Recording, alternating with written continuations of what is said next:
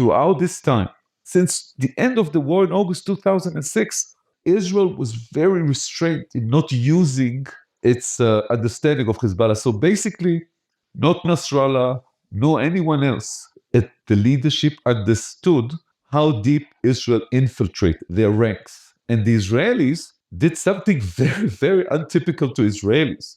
They were patient.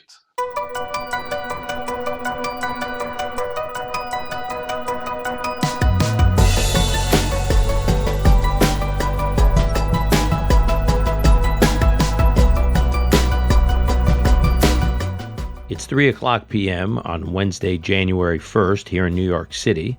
It's 10 o'clock p.m. on Wednesday, January 1st in Israel. The assassination of Hezbollah leader Hassan Nasrallah was the result of decades of meticulous Israeli intelligence work and operations, culminating in a September 2024 offensive that combined advanced surveillance, covert sabotage, and precision airstrikes.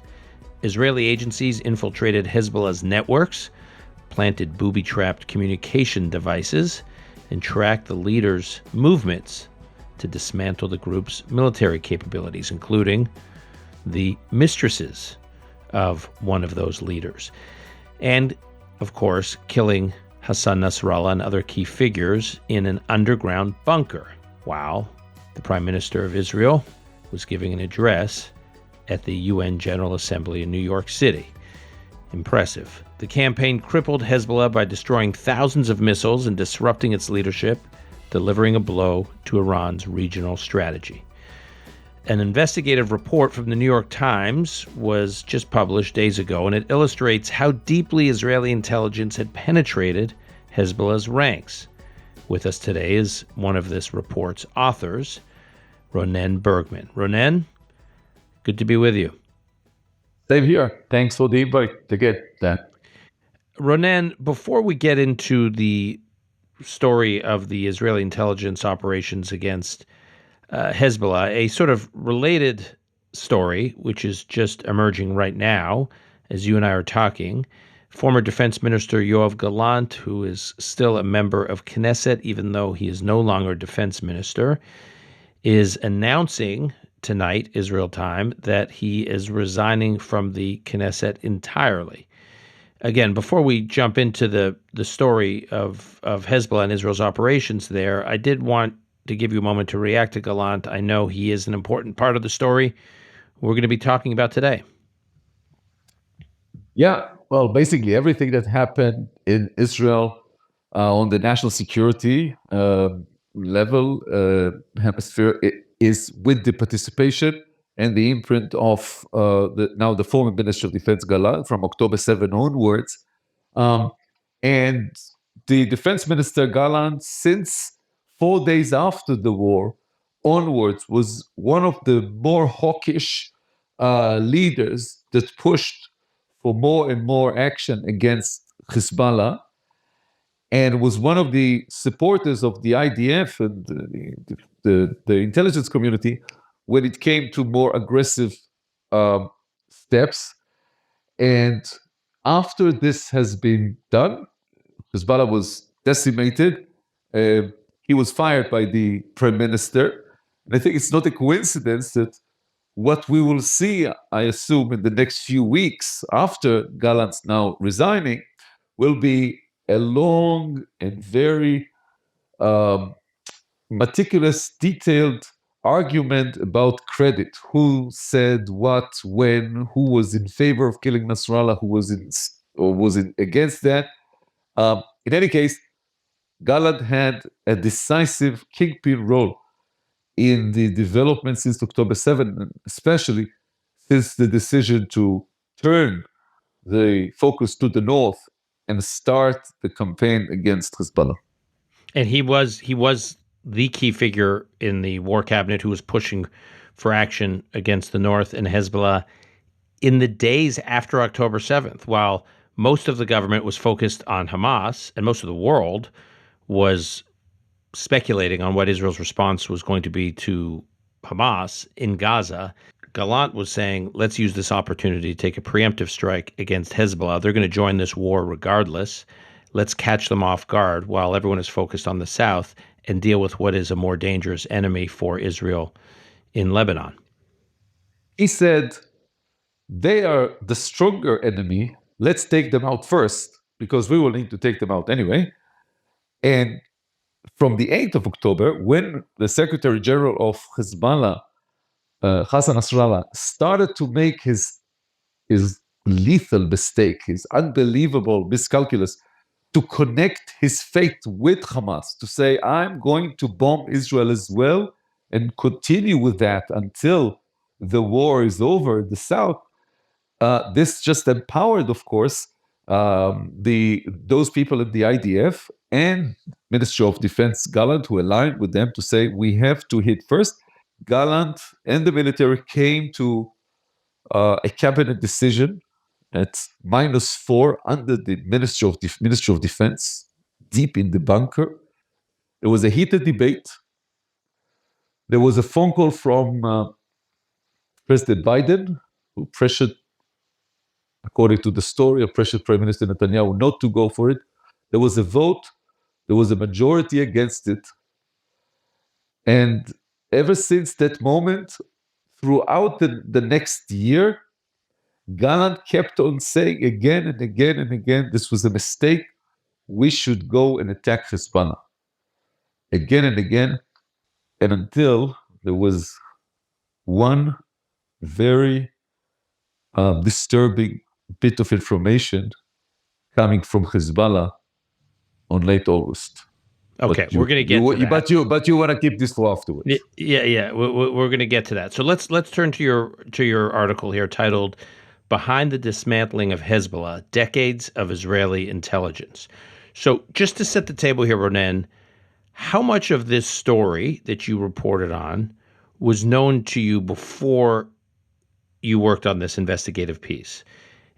Because much of this obviously was a surprise to many of your readers. Much of it was a surprise to me. What surprised you?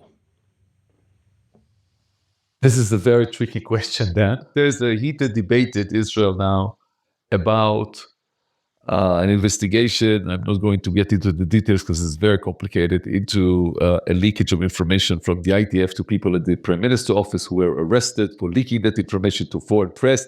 They are under arrest. They are going to face trial. And people say many years in prison. And then people close to the Prime Minister are now spreading rumors as if this is like sort of selective enforcement because other people also have access to classified information, and they mentioned my name as one of them. So anything I'll say here could be interpreted in the wrong way. I would say this, and I've written about this many times. Since the, I would say, inability of Israel to win the war against Hezbollah of 2006, inability to win the war is a nice way to say failure, because Israel did not fulfill any of its goals in that war, a war that started with kidnapping 2 Israeli soldiers. Nasrallah, this is an amazing story how the same leader who was seen as knowing, understanding the Israelis better than the Israelis understand themselves, did the same mistake twice. In March of 2006, the secret negotiator between Israel and Hezbollah on bodies and hostages, someone from German intelligence, Gerhard Konrad, is traveling to see Nasrallah to negotiate an exchange between Israeli hostages and Hezbollah prisoners. And he says to Nasrallah, he says, I see that you are trying to kidnap Israeli soldiers to make the exchange. I warn you, you don't know the Israelis. You think that they are weak. You think that they will contain. You think that they will not go all out war. You are mistaken. And Nasrallah laughs at him. That is March 2006. Nasrallah burst in laughter and said, oh, my friend, it's either you're naive or you know that you are lying and you just carry Israeli propaganda. I know the Israelis. They will not react with war. Then They kidnapped Israeli soldiers. Israel reacted with war, flattened the Dahya quarters where Hezbollah headquarters is. So this meeting you're talking about is in March of 2006, and then the war between Israel and Hezbollah following Hezbollah's kidnapping of the two Israeli soldiers or taking hostage is in the summer. Is right? it July? Yeah, it's happened on Yeah. the 12th of July and then August. Now, Israel performed very poorly in the war. We'll get back to this. But Israel did flatten much of the Shiite quarters in Beirut. So next time, the German mediator from German intelligence, Mr. Conrad, goes to Beirut, he sees the whole view line has changed. It's just all flattened. He meets with Nasrallah. And Nasrallah says, "You were right. I was wrong. I didn't get the Israelis right."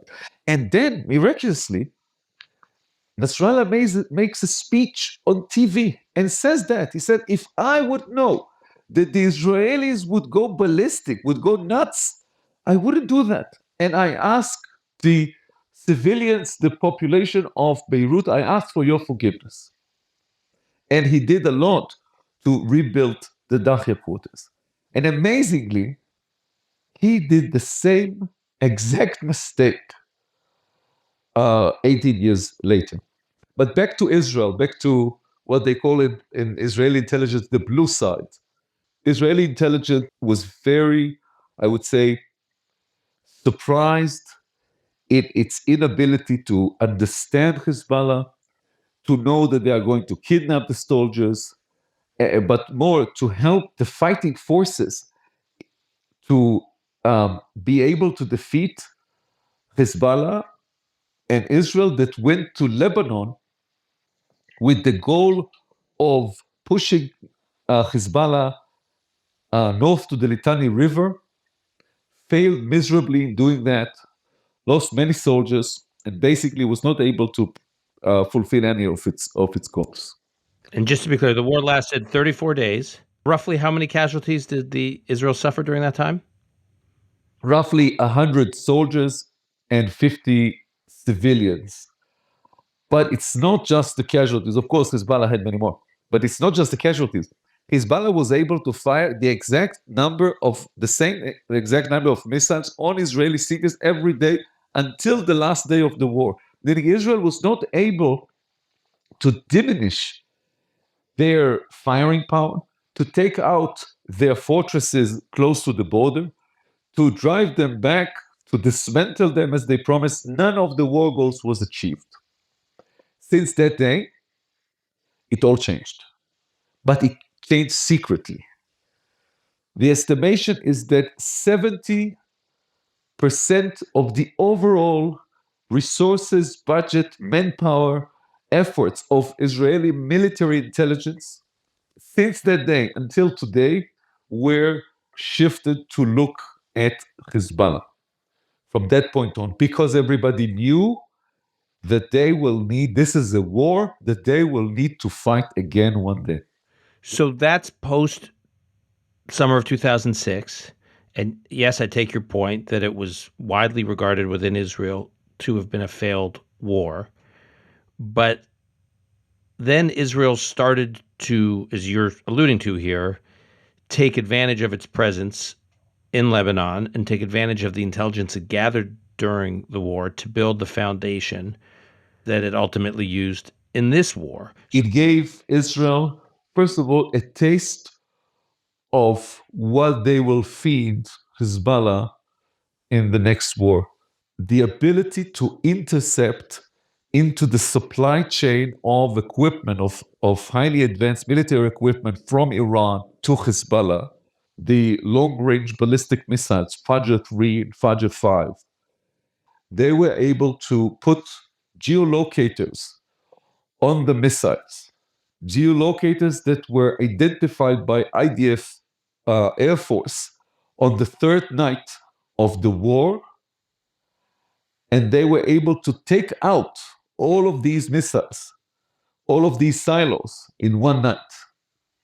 This was the first demonstration that a new modus operandi that Israel was starting to develop against Hezbollah that is about would say, building a network of companies, of cover identities, of channels of commerce and supply chains in order to be able to intercept Hezbollah's supply chain and supply Hezbollah with what they call the buttons or red buttons. So tempered equipment that is either sending intelligence, helping Israel with collecting intelligence from the heart of the enemy, or booby-trapped devices or equipment that can be triggered when the war that everybody expects comes can be triggered from Tel Aviv. Okay, so hold on. Because I'm going to want to get to that, but before we do, it also, my understanding, both from your report and others I've spoken to, the Israel developed an extraordinary network of human sources inside Hezbollah, inside Lebanon after 2006. So can you talk about that, why that was, what that was, and why that was a whole kind of step function improvement in Israel's intelligence reach inside Hezbollah? So Hezbollah took upon itself to rebuild the Dahya, this Shiite massive neighborhood of Beirut that was, much of it was flattened during the 2006 war. It gave opportunity for Hezbollah to build bunkers because new buildings, the ability to start from scratch and not build underneath an existing building, and it gave Israel a lot of opportunity to collect intelligence about these kinds of places. Also, Hezbollah spread much of its arsenal in houses, private farms, private garages, on private balconies all over Lebanon, and paid rent for families for a missile to be situated, so a monthly rent for a missile. And if Mossad was able to recruit the people who knew where are all these secret sites, or people who can get into the bunkers and put wiretap devices there, the reporting that my colleagues Shira Frankel and Mark Mazzetti brought, and myself for this story in the New York Times, was that it was a massive network of sources that enabled the flow of information from Lebanon that was taken by the Israeli NSA, 8200. I think that what the disastrous results of the 2006 war, what they brought was a much better fusion, harmony, cooperation between two entities. One is the Mossad, the civilian foreign intelligence agency, and 8200, the equivalent to the NSA. It's not a coincidence, by the way, that the headquarters of these two agencies, these were the two targets, the two main targets for both Iran and Hezbollah during the war, because they understood who their main enemies are.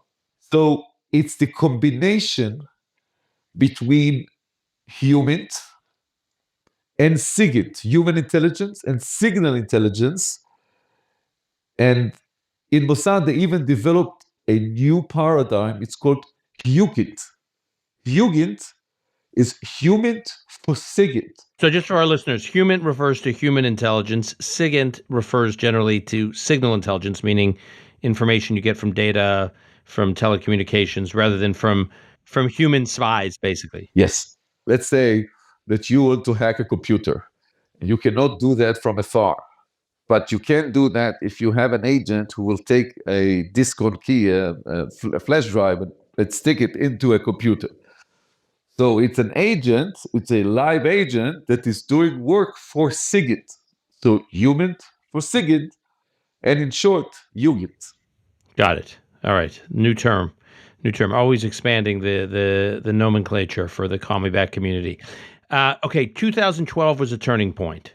So between 2009 and 2012, A200 was running a massive operation that ended up with basically stealing massive data from Hezbollah that identified all the important hideouts, storage, military sites, underground sites, bunkers, and headquarters.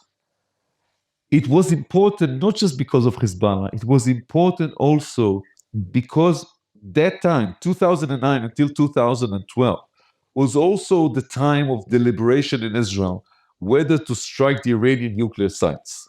So in Right. 2012, the commander of 8200 invited Prime Minister Netanyahu to come to headquarters.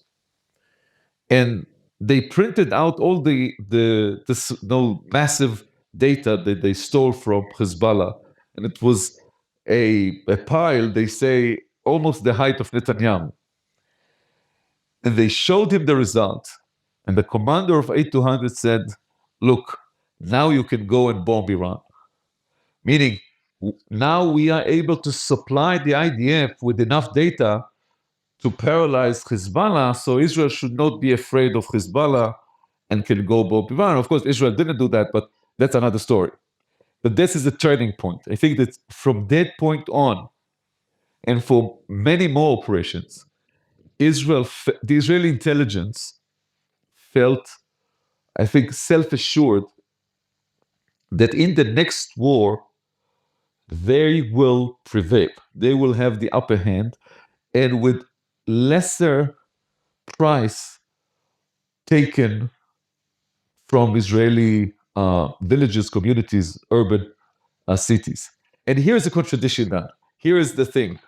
Because nobody understands, people say, so why were people so much afraid of Hezbollah? Why were Israel so much deterred? Because the fact remained. On one hand, Israeli intelligence was getting more and more and more information. And on the other hand, as more they got from the intelligence, it seems that Israeli leaders, the military leaders, and the political leaders were very, very, I would say, concerned not to go to war with Hezbollah. It's a contradiction.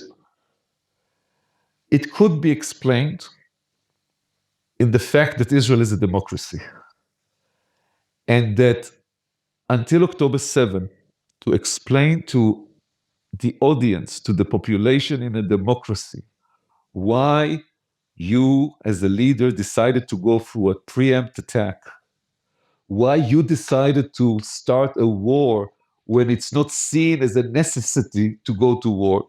Or That's an imminent threat. It wasn't an imminent threat. yeah, It wasn't like the 6-Day War where Israel had to strike preemptively because they knew a war was about to start. This was not an imminent threat, and there was the estimation over time that there was something like 200,000 rockets, some of them far-reaching and precision-guided rockets that had very sophisticated precision capabilities, could strike into the heart of Israel and paralyze the country, paralyze Tel Aviv, do real damage to essential, utilities and other, essential resources within Israel. Yeah, there was a question like, why are we doing this now? But part of that, Ronen, is that, and we'll get to this. There was this sense, which I, for one, totally bought into. I'm not the only one, obviously, that Hezbollah had extraordinary capabilities. And so it wasn't just Israel could wind itself up in a war with a seriously capable foe. It was that the sense of Hezbollah's capabilities we now know were totally overestimated. that's the thing. I can justify and support both views. One that would say it was overestimated. The other one would say it was not overestimated, but with the intelligence, with the surprise, with the total misconception of Nasrallah, all of that led Hezbollah to a total disarray that basically deprived them from much of what they could have done. Look, on late August, I met with the strategic advisor to one of the chiefs of the intelligence. And he said, we are confident that we can rain on Hezbollah something like the 10 plagues of Egypt. And he laid down the initials of that plan. Now, in mid-August, to have someone from the intelligence coming with such a sort of self-assurance after October 7, you know, eh, I was polite. How about a little humility, guys? That's Yeah, what you were thinking. and I was polite, but to me, I said, well, maybe it's a little bit too much. And after that meeting, that person, he said, I'm going to send it to you on WhatsApp. So, like the predictions, because he wanted to be able to show me afterwards. And I must say, everything, the 10 plagues, the dismantling, the dissemination of his all came true. And it came true and basically paralyzed the ability of Hezbollah to fire back because of the way that uh, this was orchestrated, planned, and executed.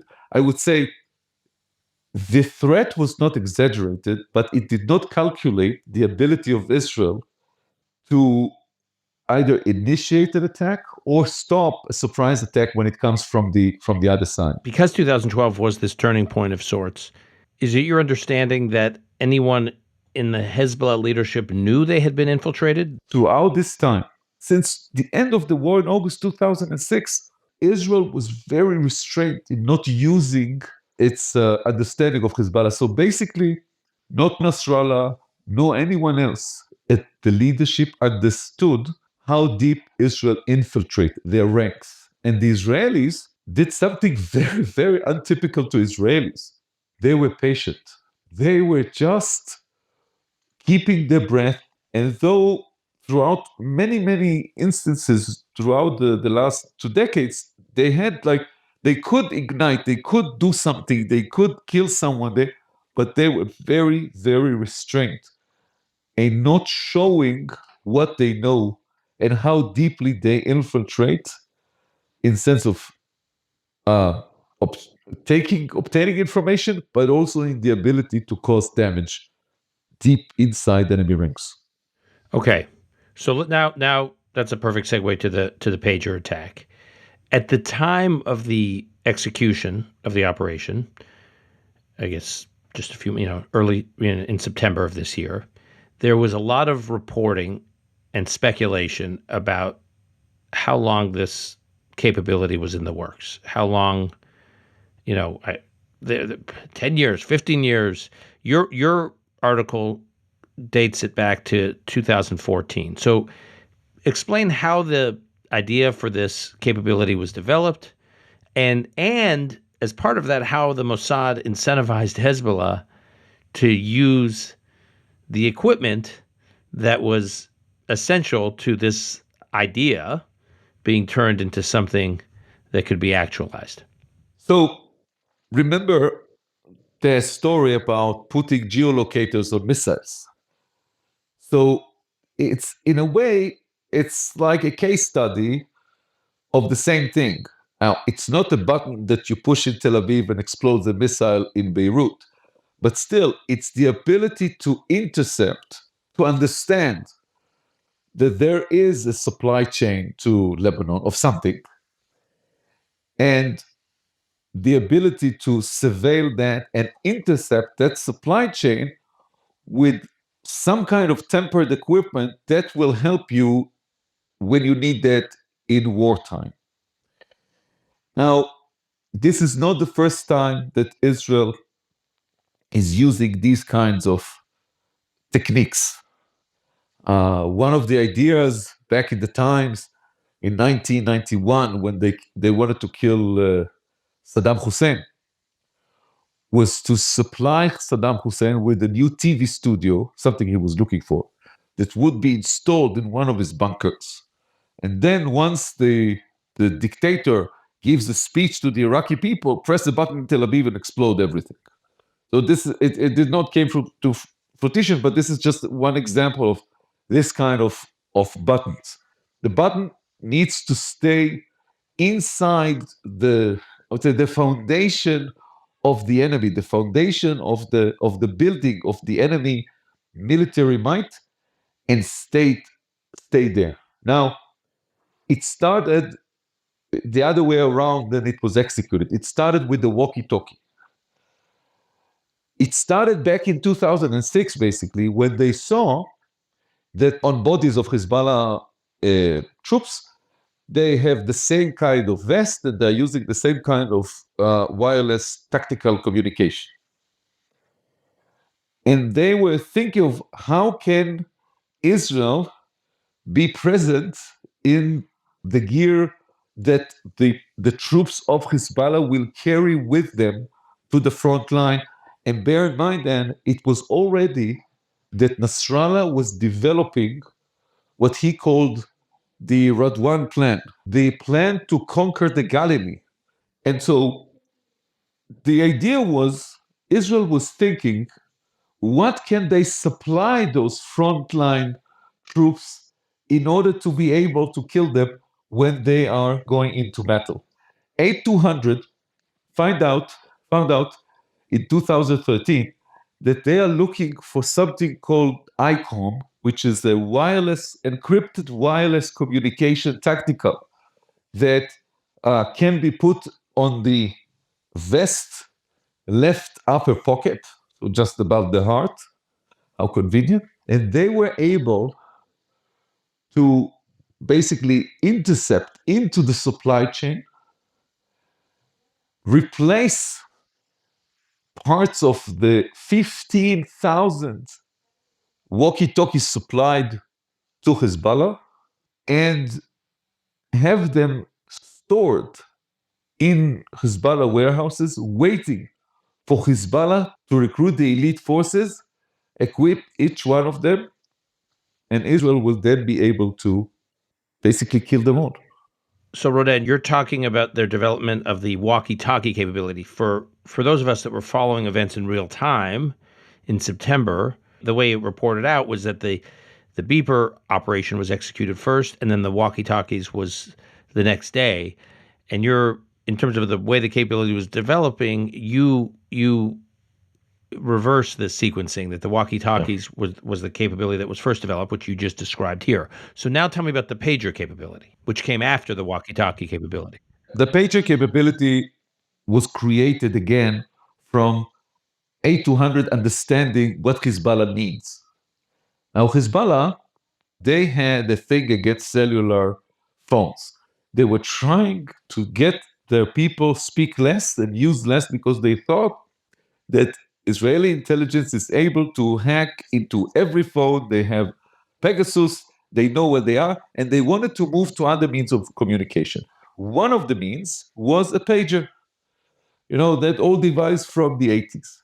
A pager, from the point of view of Hezbollah, is like magic because it can only receive information, it cannot send information. The second was that in 2018, 19, Mossad heard that the pages that they were buying, so legit bona fide pagers from an Asian company called Apollo, they were nice, cool, sort of sexy, high-tech devices, but if you drop them on the ground, they will probably break. So like poorly made. And Hezbollah were looking for something like tougher, very stable, that would not break after two weeks. And then there was an idea by a woman intelligence officer in Mossad in 2018. And she said, if they're moving to pages, why don't we move to pages after them? But it took 3 more years, maybe more, to develop a pager that could contain all the necessary additional gear to a regular pager. So the receptors to some kind of frequency transmission that will explode, and the few grams of explosives. And it took quite a lot of time. But at the end, Mossad was able to come up with a new device that will be called an Apollo pager, but it was called rugged, rugged. So something much tougher, something much more rigid, that will be dust dust proof and waterproof and fall proof. It's not as sexy as the previous one, but something much more adequate to military condition. And it was Mossad was creating like a sort of a company that would pitch Apollo, come to them and say, listen, we heard that your devices are not very stable. Maybe we can help you. We will be your subcontractors and to the Middle East, hoping that they will market their product to Hezbollah. And it worked. Miraculously, it worked. But I want to come back to something you said earlier. You said that the Hezbollah leadership and the Iranian leadership and others were worried that the Hezbollah rank and file were too dependent on their cellular phones, their smartphones. They want to get them off smartphones. But that sounds like it didn't happen by accident, because you wrote in the article that another part of Israeli intelligence was launching this information operation against the leadership of Hezbollah with these articles in Arabic, actually, that were appearing on Arabic news sites on how much Israel had penetrated smartphones, and specifically smartphones in Lebanon and elsewhere in the Arab world, as a means. That information operation overstated the degree to which Israel had penetrated the smartphones, because it was designed to push the Hezbollah leadership into adopting these non-smart, more basic capabilities. Israel intelligence basically viewed the cell phone world on Hezbollah as lost. The lost refuge, because they understood that they're cautious, they're not using it, they're not taking it into military bases. And so while accelerating the threat, they made it do two things. One, to resort to all the other means of alternative infrastructure of communication that Hezbollah created for itself, that was heavily penetrated by Israel, but also believing that by deserting the cell phone, basically they deprived Israel from its main spying tool. So they felt safe. Now, of course, with the pager is considered to be very safe, again, because it does not beam any kind of electromagnetic pulse. And one of the things that the pages did not do was to supply intelligence to Hezbollah on their geolocation. Mossad and A200 didn't want to take the risk that the Hezbollah or the Iranians will try to measure them, try to see if they are beaming into anything. So they didn't. So from their point of view, it was totally safe. And it was the device that they were hoping will call the reserves, will turn Hezbollah in case Israel attack. It should have called Hezbollah immediately into an emergency status. So 5,000 people carrying pages will immediately mobilize towards the storage and call their troops. They will be killed. Then the people surviving will go to the storages, will get the vest, will get the icon of walkie-talkie, turn it on, go to the front, and then die. This was supposed to be embedded part into the Israeli war plan of Hezbollah. In 8200, there were units since 2014 that 24/7 had only one job: make sure that this is not exposed and alert if there is any threat that these operations, the walkie-talkie and the pages, are going to be exposed. This is what they did, just to make sure that this is ready in case there's war with Hezbollah. Now, my only real knowledge of all this is just watching it play out in real time. One aspect of this of the use of this capability that was striking, among others, was how targeted it was. That you would literally see images from CCTV footage of, a Hezbollah operative at a supermarket, at a grocery store with his family, and the pager would go off and it would blow him up, but virtually no one around him, no civilian around him was hurt. I mean, there were cases, I'm sure, where a civilian here or there were hit, but by and large, it was the quintessence of a super, super granular, microscopic, targeted capability at the actual target with minimal collateral damage. Was that part of the plan? Was the idea in part how do we take a lot of Hezbollah combatants, fighters, terrorists off the battlefield without a lot of collateral damage among civilians around them? The advantage of the walkie-talkie was that they were big, relatively. They could contain more explosive, and they were going to be used only in the battlefield. But this was also the disadvantage, because if there's no battlefield, they are in the storage. They're not going to kill anyone. So Israeli intelligence was looking for something that will be with Hezbollah operative every day. But if it's in every day, it's not in the battlefield, there will be civilians around. And they were doing many, many different experiments with different amounts and qualities of explosives to see that it's only, or trying that it's only the operative that is carrying it. Now, this is also the reason that the number, we're talking about something like 3,300 people from terrorists injured and around 15 people dead. The ratio is because the amount of the explosive was very small relatively. In most cases, the vast majority did not cause death. And I don't know if Mossad was thinking about that, but of course it minimized significantly the collateral damage. There were few children, which, regretfully, were the collateral damage here, and each one of them is a huge tragedy. But the fact that these people were not killed, but injured, will be, I would say, they will carry on them the scars of humiliation to Hezbollah from this defeat. Iranian Revolutionary Guards wanted to do a good PR for themselves, and they showed the video of the senior commanders of Hezbollah that were brought for medical treatment in Tehran and then were taken to some shrine.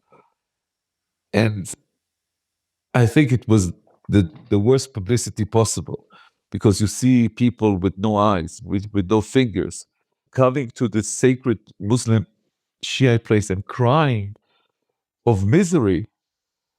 And you really see it, as much as I think that much of the horrible visions that we had from October 7 will be carried out by all of us since then, but also as a humiliation for the IDF. I think these pictures from the pages from that day in Beirut, they will be carried as a deep humiliation by Hezbollah forever and ever. The New York Times, my colleague Farnas Fastichi, had sources inside the Iranian leadership or the Iranian operational infrastructure that saw people. They described this was like a zombie movie. One person is collapsing, the other was collapsing. It's like a nightmare. People around Nasrallah collapsed, and nobody knew what's next and who can stop that. The feeling of intimidation, infiltration, horror, the fear instilled by these actions cannot be exaggerated. There was a moment, according to your reporting, that someone within Hezbollah was onto this capability. They were suspicious of these devices, which, of course, when the Israelis realized this, this was the tripwire. This is what accelerated.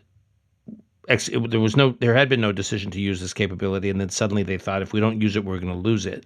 So just briefly explain what happened. As I said, there's that unit in 200 is monitoring Hezbollah all the time and the Iranians to see that nobody suspect anything. In late 23, when major shipments of the pages are coming, there is one technician in Hezbollah that suspects that something is wrong, and Israel kills that person in early 24.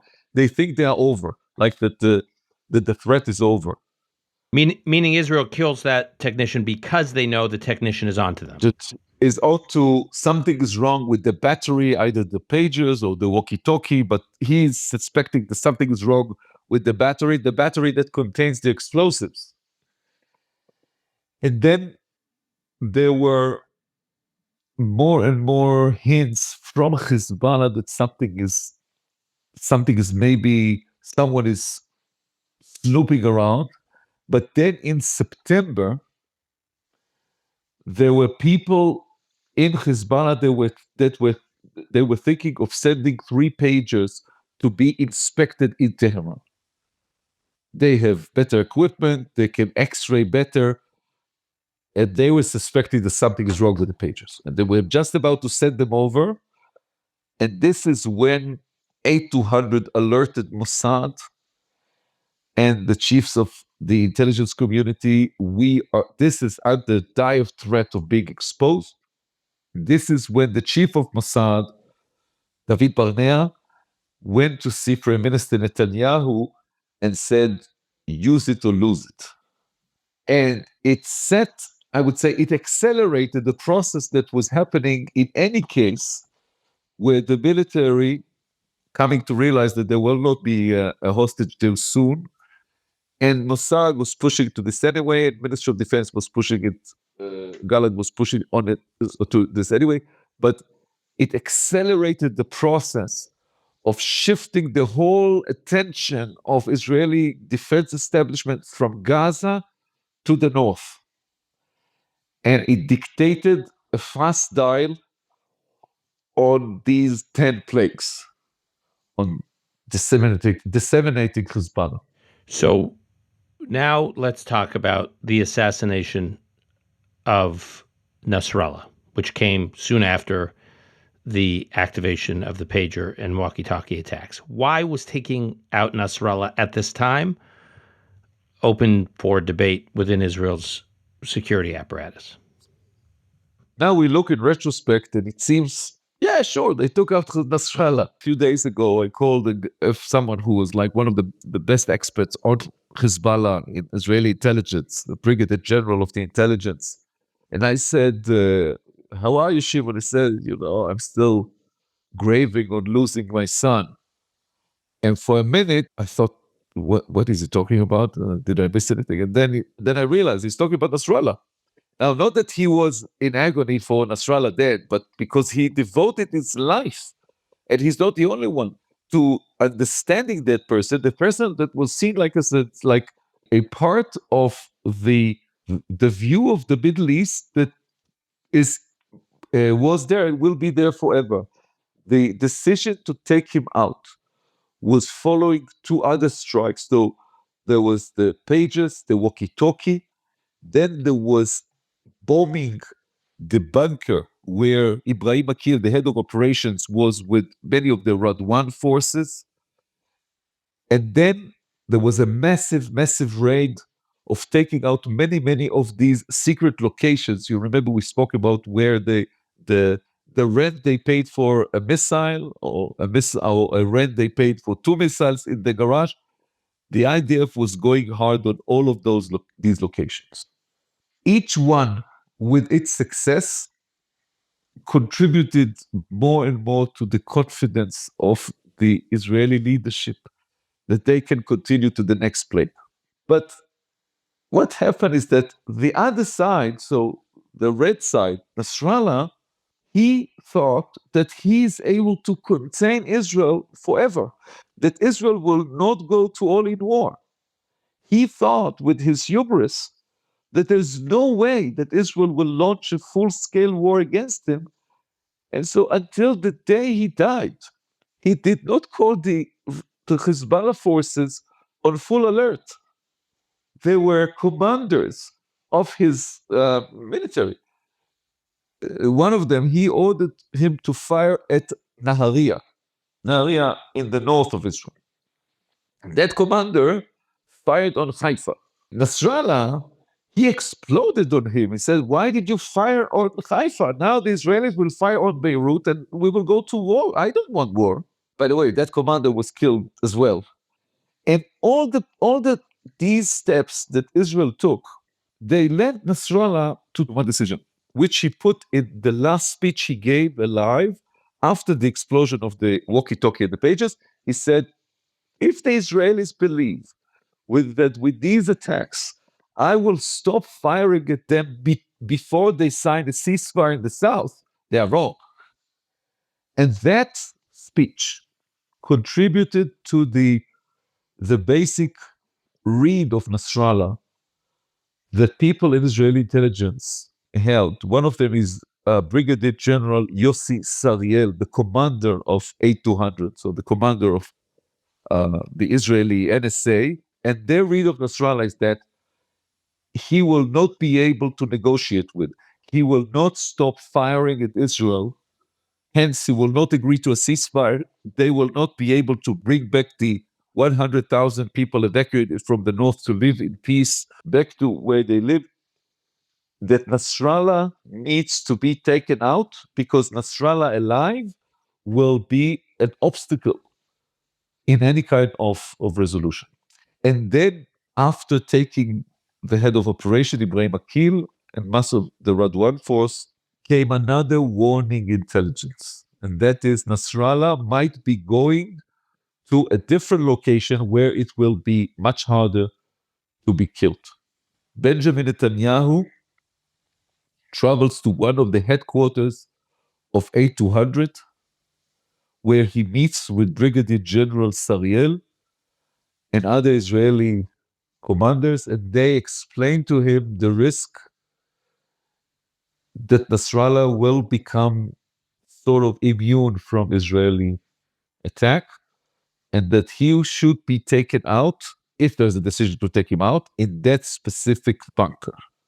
And there's Tuesday, that's the meeting, and then Wednesday and Thursday, there are more meetings. But Benjamin Netanyahu, he leaves at night to the General Assembly, flies overnight to New York City, and he ends the discussion with no vote. And he says, "We will discuss this when I'm back." It's Friday morning, and the aides to Nasrallah urge him to take more extreme precautions to defend himself. Nasrallah pushed back. He said, "There's no way, don't worry, I know the Israelis. There's no way the Israelis are going to hurt me. They understand the impact of that decision. They understand what will happen to them if they go to all out war with Hezbollah." And people from the military and the Ministry of Defense are calling Prime Minister Netanyahu. And at the end, though he wanted to be back in Israel after that weekend, but at the end they convinced him to approve killing Nasrallah, maybe the most important step of the war, of all the war since October 7th. Maybe the most important moment in the history of the last decades. It's a turning point. So when Prime Minister Netanyahu, when he takes the podium at the UN, he knows that the bombers, that the F-15 carrying 84 tons of explosives, 84 tons of explosives to be dropped on one bunker. They are on their way. He adds two sentences about basically warning Iran not to interfere. He has the advantage because he knows what's going to happen. And shortly afterwards, they drop these massive bombs. Nasrallah is in a bunker, something like 15 meters deep, highly fortified. He is not killed of the blast. He is not killed of the ruins. He is killed from lack of oxygen, from suffocation. And they found him the day after in embrace with Vilfoshan, the Iranian general that Iran sent to Beirut to warn Nasrallah from the threat of all-out war with the Zionists. And they embraced, I think, as a gesture of understanding that it's their like last moment on Earth. Ronen, before we wrap here, how long? I know this is incredibly speculative, but how long do you think it takes for Hezbollah to rebuild after experiencing this near annihilation, massive, massive, massive setback? Is that something Israeli military and intelligence leaders are thinking about, worried about? Yeah, sure. They're talking about something around at least a decade, but it depends on the question, and the answer is also massively dependent on Syria. One of the leaders of Israeli intelligence, when they signed the ceasefire agreement with Lebanon, which is basically with Hezbollah, he said the critical question of whether this agreement will continue to exist or not is not Lebanon and not Hezbollah. It's about Syria. Whether then still the president Assad will allow the flow of weapons. There was a secret plan to try and recruit, with the help of Russia and the US, to recruit President Assad, use the vulnerability of Hezbollah and the weakness of Iran to convince him to move to the western side. It turned out that it's very good that they didn't do business with him because there's something completely different. He turned out to be a hollow, an entity that does not have any power and collapsed. I think Hezbollah will yet to define its own role, whether they are going to go to be just a terrorist organization, smaller, and be able to function as this, or they want to keep their political entity and then maybe leave the military wing. Iran will need to determine what's now after the whole of the eastern flank of its foreign policy, the vision of Soleimani about the ring of fire against Israel. It all collapsed. It's nothing. It's vaporized. So I would say if all the bricks of the front will be in place, Iran will continue to the flow of weapon. It will, I think, take at least a decade. But maybe I'm just a wishful thinking, but maybe inshallah we'll see a different future and different opponents.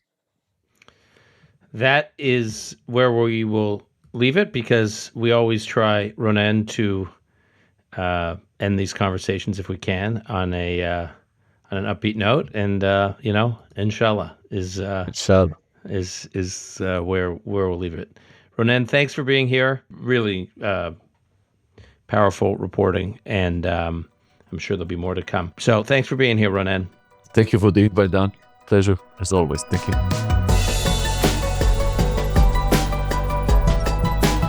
That's our show for today. Call Me Back is produced and edited by Alon Benatar. Our media manager is Rebecca Strom. Additional editing by Martin Huergo. Research by Gabe Silverstein. Until next time, I'm your host, Dan Senor.